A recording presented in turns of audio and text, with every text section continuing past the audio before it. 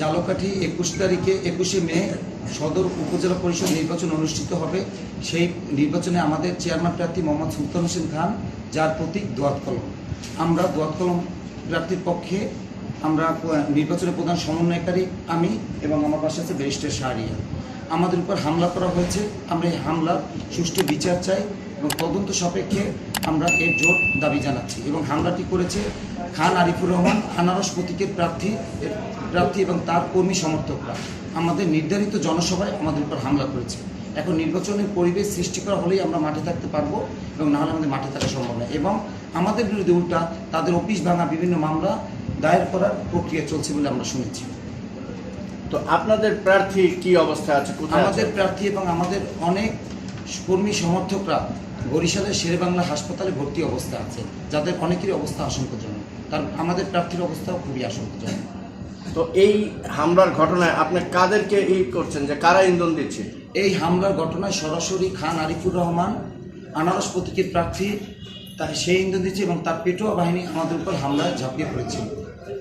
আমরা আপনাদের মুখ থেকে শুনলাম যে ওই এলাকারই সংসদ সদস্য, তার কিছু ইন্ধন রয়েছে, এই বিষয়টা কি?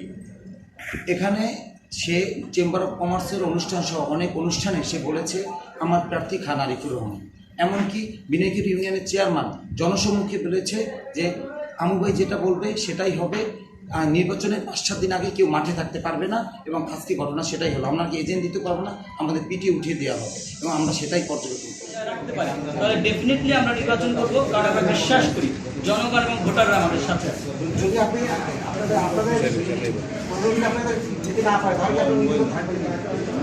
যদি পরিবেশ পরিস্থিতি না আমরা নির্বাচনে থাকার কোনো সুযোগই না, আমরা তো জালকাঠি দিতে পারবো না। আমরা জালকাঠি প্রেস ক্লাবে সম্মেলন করতে পারতেছি না, আমরা এখানে বরিশালে আশ্রয় নিয়েছি। জালকাঠি যখন আমরা চিকিৎসার জন্য হাসপাতালে গিয়েছি, পথে পথে আমাদেরকে হামলা করা হয়েছে। আমরা যেভাবে পেরেছি, কেউ মোটর সাইকেলে, কেউ গাড়িতে, কেউ আপনার ধান ক্ষেতের ভিতর থেকে আমরা পালিয়ে বরিশাল এসেছি। পরিবেশটা আমরা জালকাঠি যেতেই পারবো না, নির্বাচন কিভাবে করবো? এই যে একটি পেপারস দেখছেন আপনারা, দেখেন তারা আসামি, তাদের পুলিশের চোখে তারা পলাতক, অথচ তারা প্রতিটা জায়গায় নির্বাচনী কার্যক্রম পরিচালনা করছে। তারা আমাদের উপরে হামলা করলো জালকাঠি শহরে, ঠিক আছে, তারা কোর্টকে বৃদ্ধাঙ্গুলি দেখিয়ে এসব করছে। কই কোনো ফায়দা তো আমরা পাচ্ছি না। আমরা এখন কোথায় যাব? আমরা যাওয়ার জায়গা কোথায়? জালকাঠিতে সকল প্রকার শিষ্টাচার শেষ হয়ে গেছে। জালকাঠিতে এখন আর ন্যূনতম শিষ্টাচার নেই, কারণ একজন উপজেলা চেয়ারম্যান পদপ্রার্থীকে সরাসরি আঘাত করা হয়েছে, তাকে রড দিয়ে পিটানো হয়েছে। আমি বারবার ওখানে তার গাড়ি ভাঙচুর করা হয়েছে। আমি ওখানে দাঁড়িয়ে বারবার পরিচয় দেওয়ার চেষ্টা করেছি, আমি একজন আওয়ামী লীগের কেন্দ্রীয় নেতা। আমি পরিচয় দেওয়ার চেষ্টা করেছি, রুহুল আমিন রিজভী অত্র জেলা আওয়ামী লীগের আইন সম্পাদক, আমাদের কথা কেউ শুনে নেয়। চরমভাবে বর্বরভাবে আমাদেরকে পিটানো হয়েছে। জালকাঠিতে এখন যদি নেত্রী হস্তক্ষেপ না করে, জালকাঠিতে রাজনীতি, নির্বাচন কোনো কিছু সম্ভব না। জালকাঠিতে রাজনীতিও থাকবে না, জালকাঠিতে নির্বাচন হবে। জালকাঠিতে আমু ভাইয়ের একনায়ক শাসনতন্ত্র চলবে, আর সেটার মধ্যে আমরাই পদক্ষেপ নেওয়ার চেষ্টা করেছি, আইনানুগভাবে নির্বাচনে অংশগ্রহণ করেছি। তার ফলাফলটা আপনাদের সামনে, আমার চোখের আঘাতে, আমার চোখে আপনার লাঠির আঘাতে আপনারা দেখতে পাচ্ছেন। আমার চোখে লাঠি দিয়ে আঘাত করা হয়েছে, আমার চশমা ভেঙে ফেলা হয়েছে, আমাকে ফেলে মাটিতে ফেলে আমাকে পিটানো হয়েছে। আবার দেখেন আমার হাত দেখেন, তাদের লাঠির বাড়ি ঠেকাতে ঠেকাতে আমি একজন ব্যারিস্টার মানুষ, আইনের মানুষ, কোন আইনের আশ্রয় পাইনি। পুলিশ সামনে ছিল, পুলিশ আমাকে রক্ষা করতে আসেনি। এদিকটা দেখেন, আমার গলায় একটি তার পেঁচানো হয়েছে। এই তারটি আমি যখন এভাবে দেওয়া হচ্ছে, তারটি আমি হাত দিয়ে করেছি, তখন হাতের মধ্যে এই যে দেখেন তার, ঠিক আছে, আমাকে ফাঁসি দিয়ে মারার চেষ্টা করা হচ্ছে। আমার গলা দেখেন, আমি যদি জামাটা খুলে আমার পিছনটা দেখেন, আপনারা বুঝতে পারবেন আমাদের কি পরিমাণ আমাদের হামলা করা হয়েছে। আমির হোসেন আমু ভাই শ্রদ্ধেয় নেতা, জননেতা, জাতীয় নেতা, কিন্তু সে তাকে স্থানীয় নেতার পর্যায়ে চেয়ারম্যানদের ভূমিকা অবতীর্ণ করছে। এবং আমির হোসেন আমু ভাই তার একটা নতুন সৃষ্টি করেছে আমুয়া বাহিনী। এই দেখেন আমাদের প্রার্থীর অবস্থা, বর্তমান অবস্থা দেখেন, দেখেন আমাদের প্রার্থীর অবস্থা। হ্যাঁ দেখেন আমাদের প্রার্থীর অবস্থা,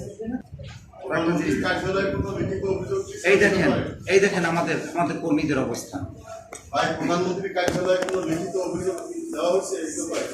আমরা গতকালকে মামলা করেছি, এবং আমাদের যারা কাজ করার মতো, আমি নিজেও পার্সোনালি অসুস্থ, রিজভী ভাই অসুস্থ, আমরা চিকিৎসা নেওয়ার এই দেখেন ফাঁকে এই যে আপনারা পাশের এখানে ভদ্রলোককে দেখেন, যে মুক্তিযোদ্ধার কথা বলেছি, দেখেন তাদের অবস্থা, বীর মুক্তিযোদ্ধা পিলু সাহেব, তার অবস্থা দেখেন কি করেছে, আপনারাই দেখেন।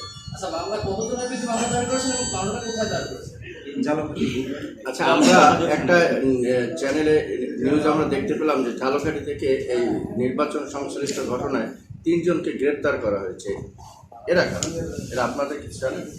আমরা শুনেছি, কিন্তু আমরা এখন পর্যন্ত আমরা ঠিক আছে খোঁজখবর নেওয়ার চেষ্টা করছি, কিন্তু আমরা কিন্তু এখন পর্যন্ত কোনো সেরকম কিছু দেখিনি যে আসলে কাদের গ্রেপ্তার করা হয়েছে। এখন পর্যন্ত পুলিশ আমাদের সাথে যোগাযোগ করে নাই, পুলিশ আমাদের কোনো আপডেট দেয় নাই যে কাদেরকে গ্রেপ্তার করা হয়েছে। এই জন্য এই বিষয়ে আমরা এখন বলতে পারবো না।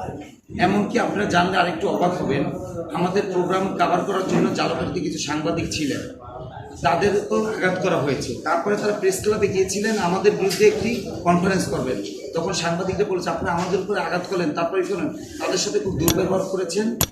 পরে তারা আর এই সংবাদটি ঠিক আছে তারাই বলে যে না, এত বড় অন্যায় আমরা মানতে পারি। পরে তাদের উপর ঠিক আছে তারা অনেক রকম প্রেশার ক্রিয়েট করেছে।